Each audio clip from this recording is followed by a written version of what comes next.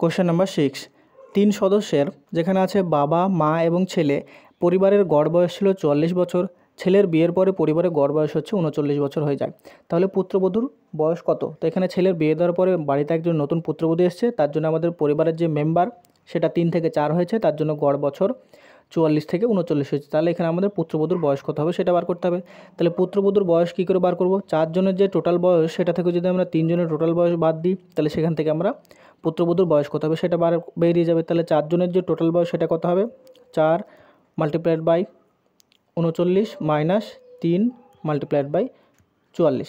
এইটা যদি 4 জনের বয়স হয়, এইটা যদি 3 জনের বয়স হয়, তাহলে সেটা মাইনাস করলে আমাদের একজনের অর্থাৎ নতুন যে এসে তার বয়সটা পেয়ে যাব। তাহলে এইটা যদি মাল্টিপ্লাই করি তাহলে 4 9 হয় 36 এর 6, অর্থাৎ 3 3 4 12 আর 3 হচ্ছে 15, তাহলে 156 মাইনাস 3 4 12 2, হাতে থাকে 1, 3 4 12 আর একে থেকে 13, 132।